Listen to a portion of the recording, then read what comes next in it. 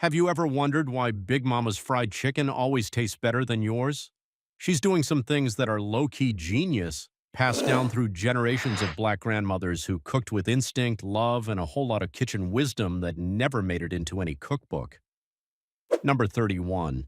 Marinate your chicken in sweet tea. Big Mama would brew a big pitcher of sweet tea, let it cool down, and then drop her chicken pieces right into that sweetened tea for at least 4 hours, sometimes overnight in the refrigerator. The tea acts as a light brine because of the tannins naturally present in black tea, and those tannins help break down the protein fibers in the chicken, making the meat more tender without turning it mushy. The sugar in the sweet tea also helps create a deeper golden brown color on the crust when the chicken hits that hot oil. This is a deeply Southern black tradition, rooted in resourcefulness, using what was already on the counter to make something extraordinary. Number 30. Add instant potato flakes to your coating mixture. Take about a quarter cup of instant potato flakes and mix them right into your seasoned flour before you dredge your chicken. Mima would keep a box of these in the pantry at all times, and she never told anyone her secret until she was good and ready. The potato flakes absorb moisture from the chicken's surface and create these tiny pockets of starch that expand when they hit the hot oil, giving you a crust that is incredibly crunchy and thick without being heavy or doughy. It also helps the coating stay on the chicken instead of sliding off in the pan. Number 29. Mix crushed pork rinds into the breading. Grab a bag of your favorite pork rinds, crush them up fine, and combine them with your seasoned flour at about a 1-to-1 ratio. Big Mama swore by this method, and her chicken had a crust so crunchy people would drive across town just to get a plate. The pork rinds add a savory, slightly smoky depth of flavor that plain flour simply cannot provide. Because pork rinds are already cooked and full of fat, they fry up quickly and create an extra crispy shell around the chicken that holds its crunch even after the chicken has been sitting for a while. Number 28. Stir cornmeal into your flour. Use a ratio of about 3 parts, all-purpose flour to 1 part, fine yellow cornmeal, and mix them together well before seasoning your coating. This is a cornerstone technique in Black Southern cooking, honoring the deep history of corn in African American food culture going all the way back through generations. The cornmeal adds a slight grittiness to the coating that creates more surface area, which means more tiny peaks and valleys on the crust that get extra crispy in the oil. It also gives the finished chicken a beautiful golden color and a subtle, earthy sweetness that complements the savory seasoning perfectly. Number 27. Use mayonnaise as your binder instead of buttermilk. Coat your raw chicken pieces generously with regular full-fat mayonnaise before dredging them in your seasoned flour, making sure every surface is covered. Big Mama's generation knew that fat was flavor, and mayonnaise is essentially just emulsified oil and egg, two things that do incredible things to fried chicken. The egg and the mayo helps the flour coating bond tightly to the chicken surface, and the oil content keeps the meat incredibly moist during frying. The result is a chicken with a crust that is almost lacquered onto the meat, super crispy on the outside and impossibly juicy on the inside. Number 26. Marinate your chicken in pickle brine and buttermilk. Combine equal parts pickle juice and full-fat buttermilk in a bowl, submerge your chicken pieces completely, and let it sit in the refrigerator for at least 8 hours. Grandma kept her chicken in this mixture from Saturday night all the way to Sunday morning. The acidity from both the buttermilk and the vinegar in the pickle brine works together to tenderize the meat at a deeper level than either liquid could achieve alone. The salt from the pickle brine also penetrates all the way into the muscle fibers, seasoning the chicken from the inside out so every single bite is flavorful, not just the crust. Number 25. Add bourbon to your marinade. Pour a few tablespoons of bourbon right into your buttermilk marinade before adding the chicken. This is something the elders in the black community have done quietly for a very long time, never making a big fuss about it, but always knowing it made a difference. The alcohol in the bourbon helps carry fat-soluble flavor compounds from the other marinade ingredients deep into the chicken meat, essentially acting as a flavor accelerator. As it fries, the alcohol evaporates and leaves behind the subtle vanilla, caramel, and oak notes from the bourbon that give the chicken a complexity you just cannot get from any other ingredient. Number 24. Rub your chicken with yellow mustard before dredging. Take plain yellow mustard and rub it all over every surface of your chicken pieces before you coat them in seasoned flour. Grandma Ree did this with every batch, and when you asked her why, she would just smile and say she learned it from her grandmother. The mustard acts as an incredible adhesive that makes your breading cling to the chicken like a second skin, preventing those frustrating moments when your beautiful crust falls right off the chicken and into the oil. The vinegar in the mustard also adds a barely detectable tanginess to the finished crust, and the mustard flavor itself completely disappears during cooking, so nobody even knows it is there. Number 23. Mix powdered milk into your flour. Add 2 or 3 tablespoons of powdered dry milk to every cup of seasoned flour in your dredging mixture and whisk it together thoroughly. Sweetness and milky richness were hallmarks of the best black southern fried chicken, and powdered milk delivers both of those things in a concentrated form. The milk sugars in the powder, known as lactose, caramelize during frying at a slightly different rate than the flour starches, which creates a more complex browning that results in a beautifully deep golden mahogany crust. It also adds a subtle richness to the flavor of the coating that makes the whole piece of chicken taste more full and satisfying. Number 22. Add crushed Ritz crackers to your breading. Crush a sleeve of Ritz crackers into fine crumbs and mix them into your seasoned flour at about a 1:3 ratio, crackers to flour.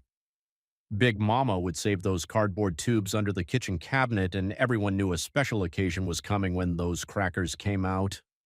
The butter flavoring baked into Ritz crackers adds an automatic richness to the coating, and the fine crumb texture creates a smoother, more uniform crust than flour alone. The slight sweetness of the cracker also balances out the salt and pepper in your seasoning blend, giving you a more rounded, complex flavor in every bite. Number 21. Sprinkle MSG into your flour. Add about half a teaspoon of monosodium glutamate for every cup of flour in your seasoning blend and stir it in well. Black grandmothers have been using seasoning salt and flavor enhancers in their cooking for decades, and MSG is simply the pure crystalline form of the same savory glutamate compounds found naturally in tomatoes, mushrooms, and aged cheese. MSG directly stimulates the umami receptors on your tongue, which makes every other flavor in the seasoning blend taste more intense, more savory, and more satisfying. It does not add its own flavor so much as it turns up the volume on all the other flavors already present in your coating. Number 20. Mix rendered chicken fat into your frying oil. Save the yellow fat that collects when you simmer a whole chicken and stir a few tablespoons of that schmaltz into your frying oil before heating it up. Big Mama never threw anything away, and those jars of golden chicken fat in her refrigerator were some of the most valuable ingredients in her kitchen. Adding chicken fat to your frying oil means the chicken is essentially cooking in its own natural juices, creating a feedback loop of deep poultry flavor that permeates the crust and the meat simultaneously. The chicken fat also has a slightly lower smoke point than pure vegetable oil, which helps develop that gorgeous deep color without burning the coating. Number 19. Fry with rosemary sprigs in the oil. Drop 2 or 3 fresh sprigs of rosemary directly into the hot frying oil before adding your chicken pieces. This technique comes from an old tradition of infusing cooking fats with herbs and aromatics, a practice that has deep roots in African and African American culinary history. As the rosemary heats in the oil, it releases its essential oils, primarily a compound called cineol, directly into the frying medium, and those aromatic compounds transfer straight onto the surface of the chicken as it fries. The result is a very subtle, herby fragrance on the crust that makes the chicken smell incredible and adds a sophisticated layer of flavor that most people cannot quite identify but absolutely love. Number 18. Fry with a split onion in the oil. Cut a large yellow onion in half and place both halves cut side down in your hot frying oil alongside the chicken pieces. Grandma's kitchen always smelled like onions and hot grease, and now you know exactly why. As the onion slowly caramelizes in the hot oil, it releases natural sugars and sulfur compounds into the frying medium that add a sweet, savory depth to everything cooking in that oil. The onion also helps regulate the oil temperature by absorbing some of the excess heat during those first critical moments when the chicken goes in, which prevents the exterior from browning too fast before the interior is cooked through. Number 17. Add a peeled potato to the oil between batches. Drop a whole peeled raw potato into your frying oil between batches of chicken and let it sit in the oil for about 3 to 4 minutes before removing it. This is one of those old school black kitchen tricks that never got written down anywhere but was taught person to person, grandmother to grandchild. The potato absorbs the dark burned bits and stale flavor compounds that accumulate in frying oil after the first batch, essentially filtering and refreshing the oil so your second and third batches of chicken fry up just as clean and beautiful as the first one. Remove the potato before it burns and your oil will be noticeably cleaner and lighter in color. Number 16. Brush your finished chicken with melted butter right after it comes out of the oil. The moment your chicken comes out of the fryer and onto the draining rack, brush it immediately with a light coating of melted salted butter. Mama did this every single time, and the way that butter melted into the hot crust created something almost otherworldly. The butter fills in the tiny pores of the freshly fried crust with rich dairy fat, adding an extra layer of flavor and giving the surface a beautiful sheen. The water content in the butter also creates a brief burst of steam that keeps the meat underneath the crust incredibly moist, even as the outside stays crispy. Number 15. Dust your finished chicken with smoked paprika. As soon as your chicken comes off the heat, dust it generously with smoked paprika while everything is still hot. The heat of the freshly fried chicken actually blooms the smoked paprika, activating its essential oils and releasing a deep smoky aroma that wraps around the entire piece. This technique adds a gorgeous deep red color to the finished crust that makes the chicken look like it has been cooking for hours, and it gives every bite a subtle smokiness that makes people think you somehow got your hands on a wood-fired fryer. Number 14. Chill your breaded chicken uncovered in the refrigerator before frying. After you dredge your chicken in the seasoned flour, place it on a wire rack and refrigerate it uncovered for at least 30 minutes, up to an hour. Grandma would bread her chicken early in the afternoon and leave it sitting in the icebox until she was ready to cook supper. The cold air in the refrigerator dries out the surface of the flour coating, allowing the starch granules to hydrate and bond together into a much more cohesive shell. When that shell hits the hot oil, it sets up instantly into a rigid, craggly crust that stays attached to the chicken all the way through cooking and beyond. Number 13. Coat your chicken with crushed salt and vinegar potato chips. Crush a bag of salt and vinegar chips into coarse crumbs and use them as part of your breading mixture, pressing them firmly onto the chicken after your initial flour coating. This is a modern twist on the old-school tradition of adding crunch and flavor through unexpected pantry ingredients. The chips are already seasoned with salt, vinegar powder, and other flavorings, which means they add a tangy, salty punch to the crust that plays beautifully against the rich fried chicken flavor. The potato starch in the chips also creates an incredible crunch that lasts longer than traditional breadings. Number 12. Blend toasted pecans into your breading. Toast a handful of pecans in a dry pan until fragrant, then grind them in a food processor to a fine meal and stir them into your seasoned flour. Pecans are deeply rooted in Southern Black culinary culture, showing up in everything from pralines to sweet potato pie, and adding them to fried chicken is an extension of that same beautiful tradition. The natural oils in the toasted pecans add richness and a subtle, nutty sweetness to the crust that is unlike anything else. As the chicken fries, those pecan oils caramelize and create a uniquely deep, complex flavor that turns a simple piece of fried chicken into something truly memorable. Number 11.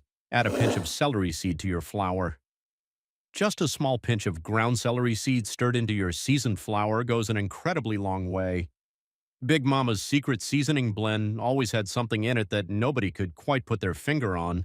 And for many families across the Black community, that mystery ingredient was celery seed.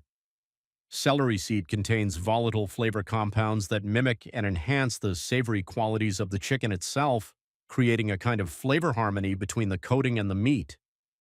It is a quiet background note that you do not notice consciously but would absolutely miss if it were gone. Number 10. Mix sorghum flour into your coating.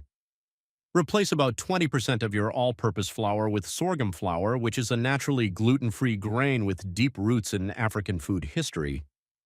Sorghum was brought to the Americas by enslaved Africans and became a cornerstone crop in the black agricultural experience. So using sorghum flour in your fried chicken coating is an act of cultural connection as much as it is a culinary technique. Sorghum flour has a mild, slightly sweet, nutty flavor that adds a beautiful earthiness to the coating. It also fries up to a slightly darker color than all-purpose flour, giving your chicken a stunning appearance along with that extra layer of flavor complexity. Number 9. Add bacon drippings to your buttermilk marinade. Stir 1 or 2 tablespoons of cool bacon drippings into your buttermilk before adding the chicken to soak. In black households across the South, the jar of bacon grease on the stove was sacred, and Grandma used it in everything from cornbread to collard greens to fried chicken marinade. The smoky, salty, deeply savory flavor of bacon fat infuses directly into the chicken meat during the marinating process, seasoning the interior of every piece from the inside out. It also adds fat-soluble flavor compounds that penetrate the protein in ways that water-based marinades simply cannot achieve. Number 8. Dip your chicken briefly in club soda before the final flour dredge. After your initial coating of seasoned flour, dip the chicken quickly in ice-cold club soda and then dredge it one more time in flour before it goes in the oil. The carbonation in the club soda creates thousands of tiny bubbles on the surface of the chicken, and when you press those bubbles into the flour, they create a highly textured, irregular surface. When that surface hits the hot oil, each one of those little bubbles turns into a tiny crispy peak, resulting in an aggressively craggly, shatteringly crunchy crust that looks absolutely incredible and sounds like autumn leaves when you bite into it. Number 7. Fry your chicken over a bed of sliced onions. Lay a thick layer of thinly sliced onions on the bottom of your cast iron skillet, add your oil on top, and fry your chicken with the onions underneath. Church ladies and family reunion cooks in the black community have used this technique as a way to get double the value out of a single frying session. The onions slowly caramelize beneath the chicken, releasing their sweetness into the oil and creating a savory infused frying medium. When the chicken is done, those slow-cooked onions underneath are caramelized, deeply flavorful, and absolutely perfect, served right alongside the chicken or piled on top as a finishing touch. Number 6. Place a cinnamon stick in the oil while frying.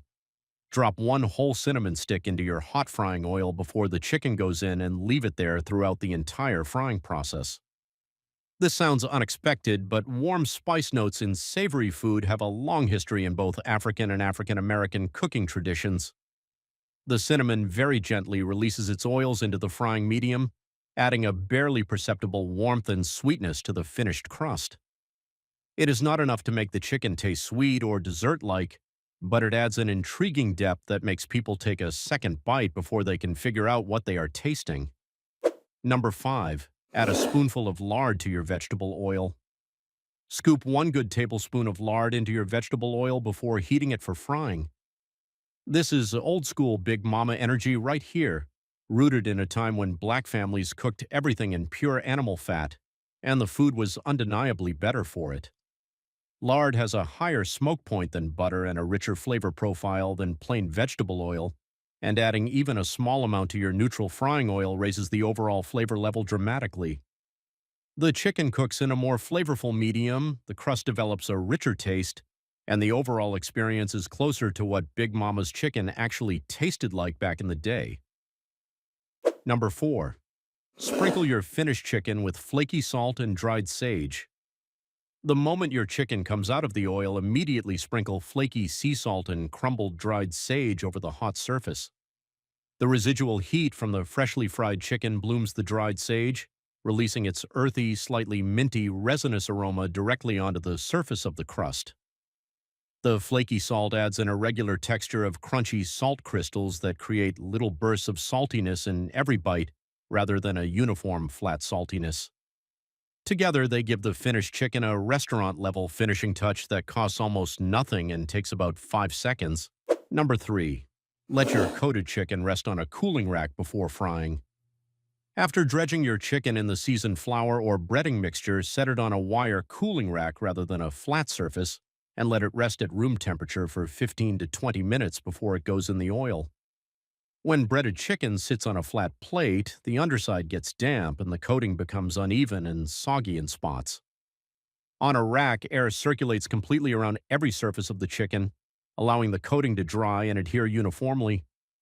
When you drop that chicken into the hot oil, every single surface fries evenly at the same time, giving you a completely consistent, uniform crust with no soggy patches or thin spots. Number 2, use finely ground saltine crumbs as your very first coating.